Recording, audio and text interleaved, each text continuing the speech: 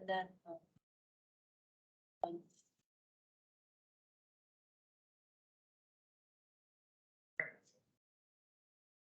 welcome everybody to this DRC meeting, November the 1st meeting. Part of like the role. Yeah. So Mr. Davis. Here. Right, Mr. Workshop. Here. Mr. Judkins taking a sabbatical, so that is our commission for tonight. Just to warn everyone that this meeting is being recorded. It will be posted to the county website. This is a public meeting, but not a public hearing. So the only people who are invited to speak are people presenting their projects tonight. And so if you have any questions, feel free to email them later to me or submit a comment for the HALRB meeting. You can find all that information online. If you have trouble in the meeting, feel free to call back by phone. Let's join us phone call. And otherwise, we are starting with our first item for the evening. And I believe the applicants just joined us. Let me open their application first. So Mr. and Mrs. Displetion, apologies for murdering your name. No problem. Let's do it. Perfect. Thank you for joining us. So this is an application for an EV charger at 233 Fillmore. The X is where the location will be. It is behind the front. And this is on a rise, so it's by the landscaping, and it is going to be in the Parched Foundation location. And again, this is the location of the charger, but with the steps, and this is the Rivian charger. And I had one question for you: is it going to be powered from through the wall from the interior of the house? Yes. So, any questions about charger? It might sit in there, but about how tall is the charger? Like 8 inches or more or less? Or? It is 16.3 tall.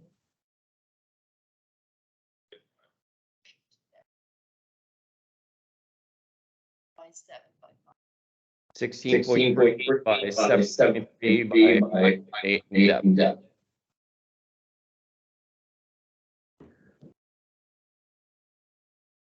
Yep, it's all on G.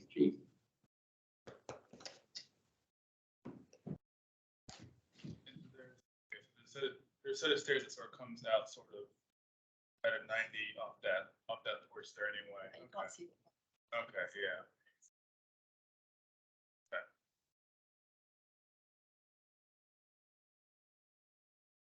Yeah, I don't take any really exception to it. I mean, I think it's a kind of a good location. I think we've recommended approval of ones that are sort of similarly located previously. It's also going through a large wall, which I guess could always be repaired if they want to take it out as sort of a repairable sort of addition to or modification to the house. So that's I think So what about? Perfect. All right, so would you recommend it for the consent or discussion agenda? Perfect. Okay, do you agree? Great.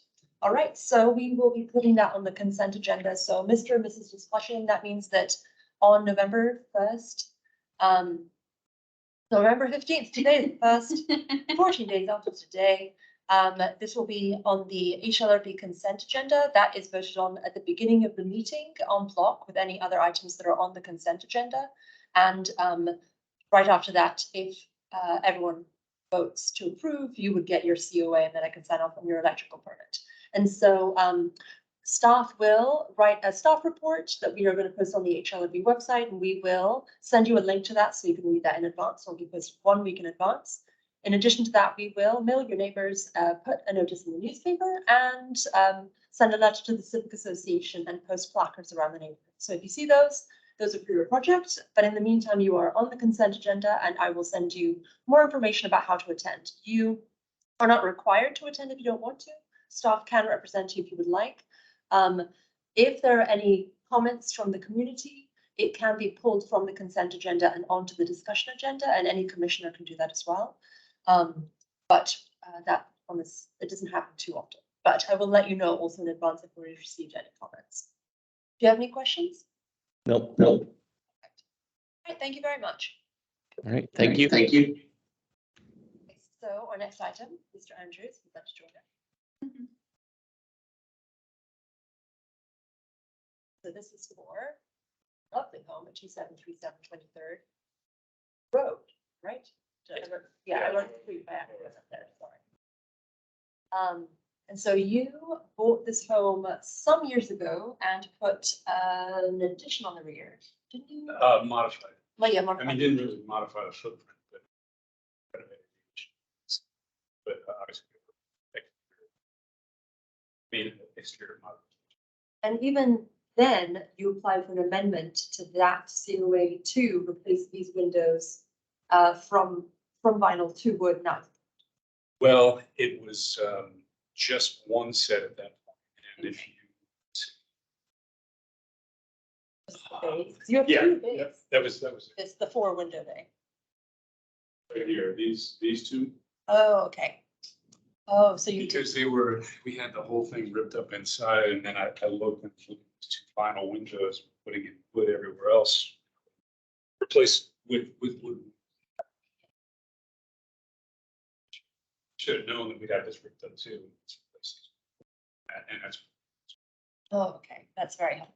So you are applying to replace 13 windows? Yeah, I think I mentioned this back when we had the previous project, that at some point they put vinyl windows in. Before that they became a historic district. And yeah, they're just they're all a little bit different. And they're vinyl, and I thought it would look better if we went with wood all the way around. So we were kind of doing this project, and the grant possibility came up. So let's put this out there. And then I think this is the only part. I mean, I can walk through the rest of the project with you just to make sure, but I think this is the only part that requires HALRB approval. The porch is just getting. That's That's why right. Lauren will give you- Okay. Lauren will give you more information because this is one of the HQ grant recipients, and so they have applied to do a few different elements, but yes, Yeah. you're right, I believe the porch is just over. Very good. Question. Yeah. You're gonna go with insulated glass?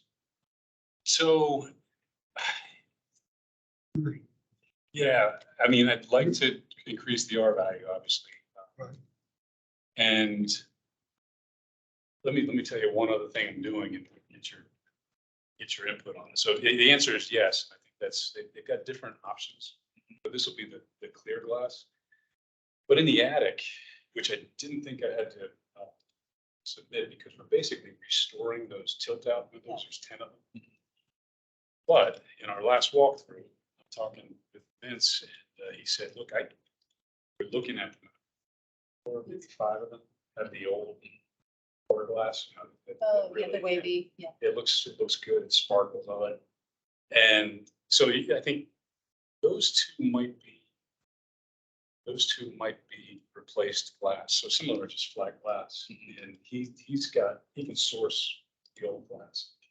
The old glass. So while we're going to be redoing them anyway, he said, why not put the old glass in?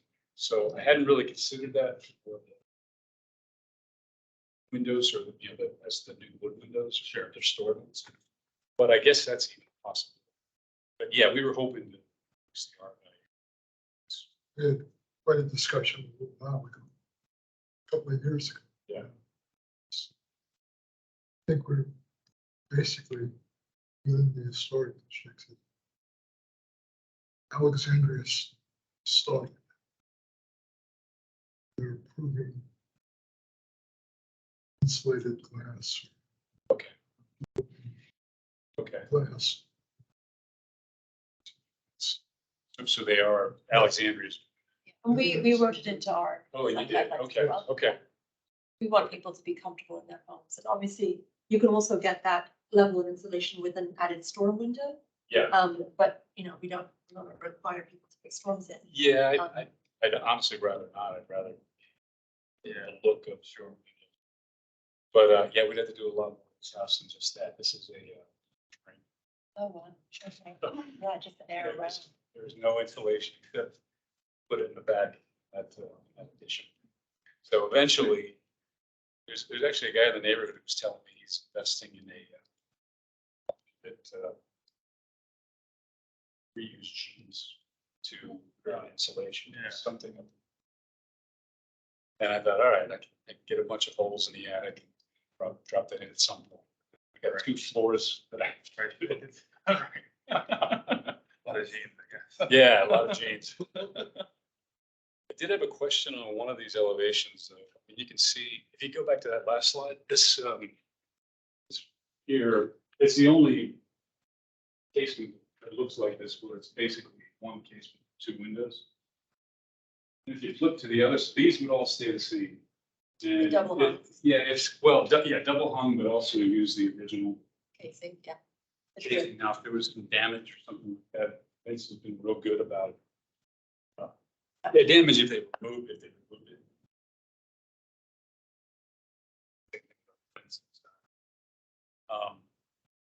But if you flip to, not that, right there, that is the oddball. Yeah, the trim is just, there's none. Yeah, there's none. So my thought was to have him custom make a casement that would fit in there. I took the measurements and it's about right, like 5 inches on the side. On what would be the style side, I guess, for lack of a better term, and then I think it's about the same on the top. They would make the windows smaller and retain this I don't think I'd have to make visible them. siding, Yeah. or you would put on top.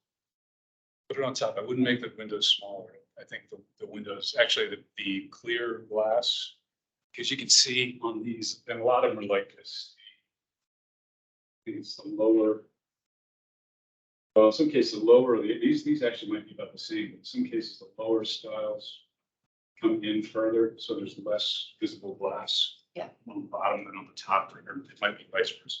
But no, these should be same visible glass, top and bottom. Same size, maybe a little bit bigger visible glass if the rails and styles are bigger. And then my thought is to have them put a casement, both on 2 sides and then one double one in the middle there. Okay, so the trim. Yeah. Put that, the dimensions here, Yep. so about, like, what is that, 4 inches of trim along the top. 5. And so it would be one, like, it would be shared casing around. Yeah, like the other side of the house. Yeah.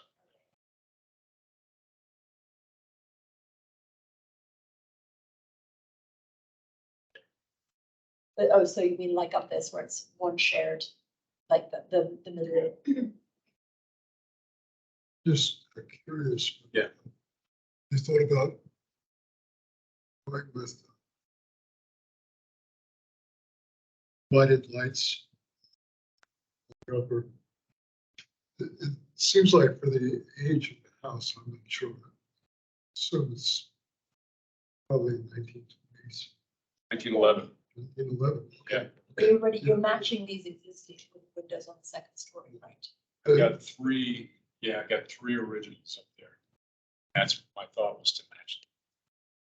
But if you think there's something else, I Well, mean, I they've mean- got lots of options.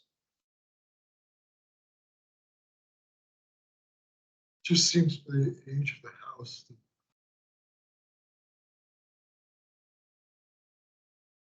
There's a change from 6/6 glass Okay. to 6/1 glass. And that was because sitting down, have those Wide open. wide open pieces blocking your view by the lights or sash. On that, the upper sash, if you're standing up, you're probably moving. Mhm. So obstructing the view, it's just a touch. Take a lot of. It's a transition. Which one of them. Yeah, yeah. So Just because Uh, at first it would have been hard to blow glass that size, so Yeah. they made the panes smaller so that, and then as time passed, they were able to make the panes bigger and bigger. Right. It would be hard for staff to recommend a 6/6 or 6/1 because we have no evidence. And so per the Secretary of Interior standards, that would be a conjectural change.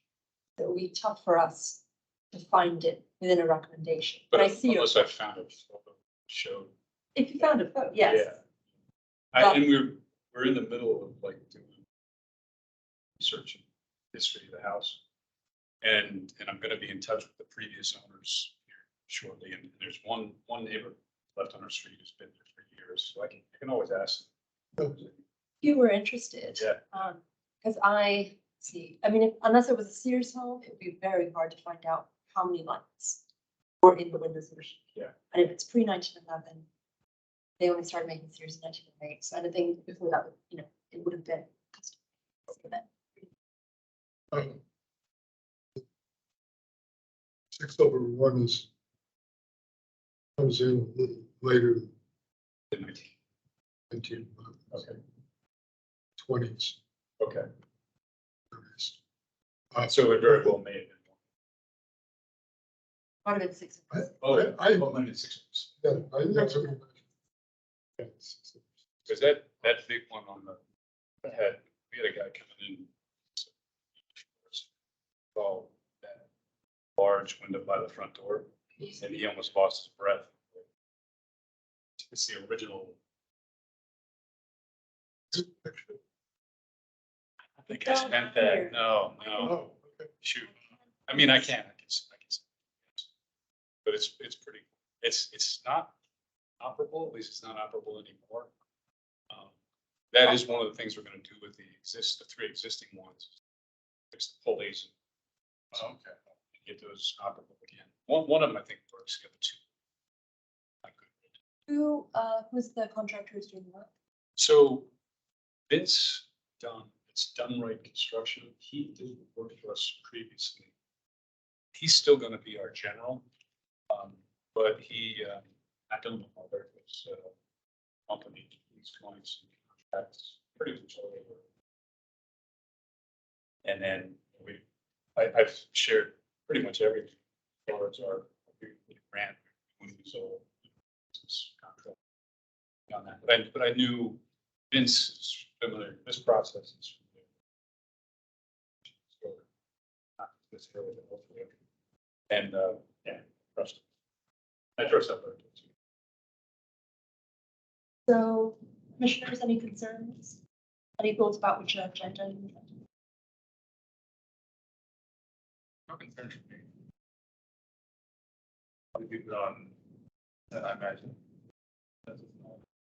And Yeah. I think consent, but if you find Some any evidence. evidence. Yeah.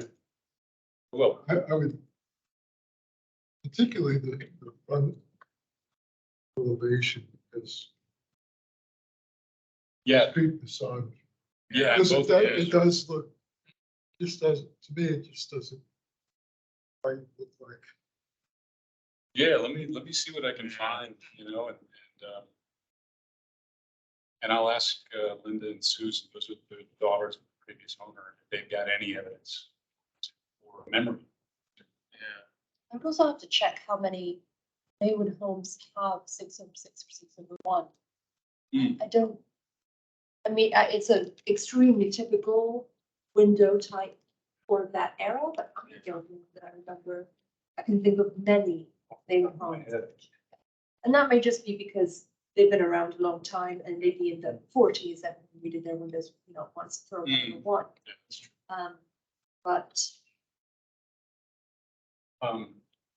But if you have 3 original windows. Yeah. It feels unlikely that they were 6/6. Yeah, I'm pretty sure they're original too. I mean, it's possible they were replaced in some. Okay, well, so the consent agenda, as I mentioned to the previous applicant, is for the beginning of the meeting. And unless an item is pulled off consent agenda, it is not discussed. Okay. And so the commission just votes beginning en bloc on everything. And you would know then about your COA, and if not, it will be put on to discussion. And then staff will have written a recommendation either way, and we will present our recommendation and invite you, if you're present, to speak. If you're not present, then we can represent you. Right. It's the 15th. Yes, the date at 6:30, again in this room, you can attend virtually or. And we will have, this is just the subcommittee, the HALRB, we will have a full committee, Okay. The commission, and Michael will be your commission liaison, because I am leaving the county and my last day is next. Oh my goodness. Sorry. Oh, Next what's- week. Yes, we are transitioning, so this is the official handover. We're gonna be lowering the flag later, it's gonna be a song. I will be headed to a research position at Montgomery County. So if you remember, John Liebert's was in my job. Yeah. He works there, so I'm gonna work for John. So I'm staying in the historic preservation family Yeah. in the DMV area, and then Michael will be taking over my job, just like I took over for Angelina when Angelina left, and Angelina took over for John. So My sister's. a soldier. there you go. And so, yeah. I will let the rest of the, yes, Michael is Yeah. amazing. Yeah, And she- congratulations. But she is going to be now processing your COAs and inspecting. So she could be Yeah, I'm legal getting that eyes. acting role. Oh. Yeah. Until they get, until they get someone else in her role. So Michael does inspections. She will be, as part of your COA, you need to enroll in inspections. So she will try to see the property. And so you will see her in the new car, or she'll really meet her on site. Part of what I do for the grant too is I'll be doing a lot of filming, shoots, podcasts. Yes, Instagram, as soon as I figure out. Sounds okay. So, yeah. Benefits. I did have two quick questions. One of the other things I suggested is at least during construction, some signage, QR code. You can look at it. Street of the house. The former owner of the house was pretty instrumental, I guess, in protesting I-66 coming out back in the 70s. Yeah. I think they finished it. And he saved a lot of trees in the park, so I wanted to put that out there. There's also someone else who got a grant making a website. Oh, The history of the history app. Yes, so I'm gonna contact them and let them know, yeah, probably through Lauren, and see if we can get some synergy with that. But my question is, I'm willing to put something permanent there or permanent across the street of the park. So I think it's something they're talking about patients. Park there. And I looked at the requirements. Got a spit, it takes probably 6 months to get signed. Temporary signage would be okay. So I don't quite, this would be a private sign. I Yeah. don't quite understand when you say put it in the park. So then it would be a DPR sign, it would be your. Well, that was, when we talked about it with Lauren, she said. Private signage sitting on the property or just outside the property there. And then maybe it would be more appropriate to put something about the neighborhood in the park, which, yeah, that would be inside. But what we put together might be some content. So we don't currently have any process. I mean, we have a process for approving markers, but they tend to be quite large. It kind of depends on the size that you're interested in. When they are historic preservation program funded signs, they tend to be in the right of way. If this was private, you would apply for a COA and put it on private property if that Right. wanted something you wanted to keep permanently. Right. A temporary sign, there are some rules about temporary things. Mostly they're based on ramps, but we tend to consider anything over 6 months to be permanent. Yeah, this wouldn't be the project. I think we're gonna actually start, we'll do the windows come down and then. I think it'll start after the first. And really, one of the reasons I'm trying to spend all this time up front, and not start the work right away, part of it's availability of the guys, but once they get going, it's probably six-month project. Okay. I mean, there'll be some other things to do. They'll go. So, Because the new windows are like dates, but you mean the restoration? yeah, the restoration of the porch. And, yeah.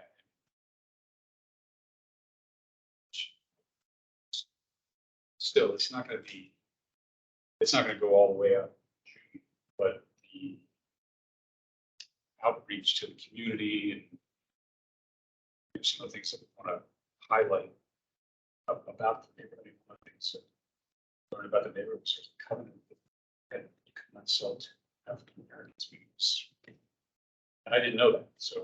Was it in subdivision or near homes? We did neighborhood, In neighborhood, Yeah. in subdivision. yeah. And I know little about it other than that it exists. So those are kind But of, we have a fair amount of okay. something that has been looked at across the nation in terms of the way that it continues to reflect the demographics Yeah. across the nation. And so there is a lot of information about that. We can check. Yeah, okay. So then a marker about the process, if you wanted something temporary that kind of changed as Mhm. the information changes, it would be temporary. Yeah. Something long-term that was just about your home, you would have to discuss, I think, the best way to do that. It's also, you won't know what the information is that you want to tell until the project's over. You've had time Possibly, to yeah. think about it, look at it, take the photos you want, and then output something. And then is it about the house? Is it about the process? Is it about trades? Is it about restoration? A link to.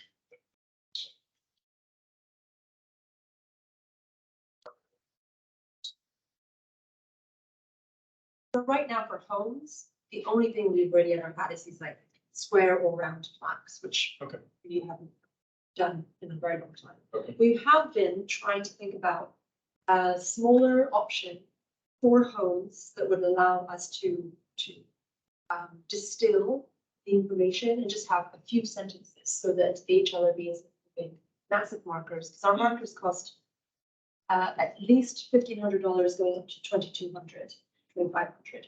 And so if we want to start communicating on a smaller scale, we want to find cheap components Yeah. that are easier to produce faster. So we could certainly start talking to you about what that could look like, whether it's, but I don't, conversation about it being in the park would have to be Yeah. longer term, and I think at that point we would want to do something about the entire. Okay. Yeah. But yes, like, love the idea of education, certainly for people who are walking by to be like, hey, I've been thinking about restoring my windows. Yeah, right, yeah. Um, Yeah. Okay, we're not, that's a good thing. But if you wanted something temporary, you could do that, Okay, knowing that it would come down. yeah, it is almost like a instruction. Certain sign, that's, Yeah. yes, with more information. Yeah, that'd be great. And then the other question was based on, walked in and saw the previous question about the, and I'm a little bit down the road from getting, because of putting together two cars, keep going. But we don't have a driveway, we have a long approach. So there is small outlets, the lamp post out front. In the public right of way No. or on your, On property, yeah, so I'm wondering, I mean, it would, obviously, we'd have to have ours out. Where's the street? So, your car would be parked on the yeah, street. car would be parked right on the street. So that is a zoning question because I believe they're trying to develop rules for charging in the public right of way from private property, because you have to cross the public right of way, which then creates ADA accessibility issues for people who are in wheelchairs or walking, they trip over, and then who's liable. So I believe they're developing rules. I think We have no side. It's like straight yard curb. Yeah. Cars. And then I don't your think- lamppost is like right there. Our lampposts, just, yeah, they're like real tie. Right, Curb, yeah. so. What's interesting about, I'm just talking, but so I've actually read of a few historic districts which have considered putting public EV chargers into lampposts in communities so that they can integrate them into the community without shoving up big without tearing up the roads, to put in new Yeah. wiring. You can let the city. Yes. Yeah, I'm turning there's those one into- Right on, right. So I think there's a few complications in terms of the right to park there and then people parking for a long time. Yeah, But certainly it's something that we, 2737. There you go.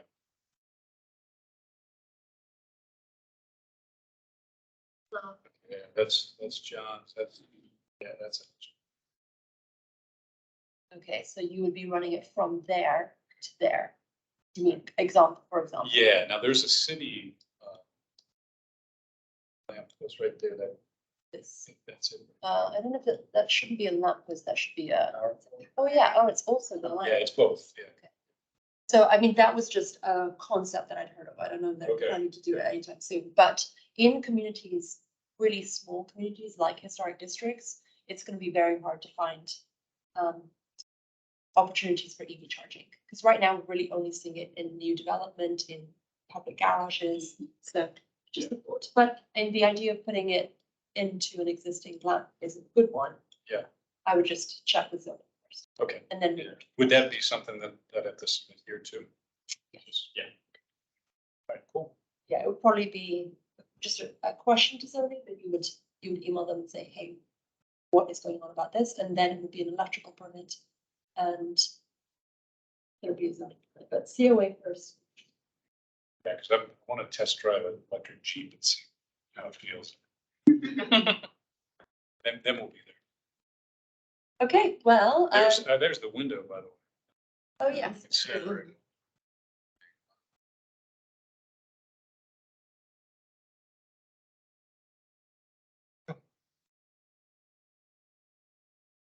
Okay, so Alright. you're on the consent agenda and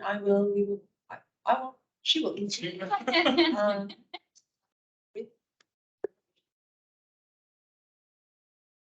Thanks you for your time. Yeah.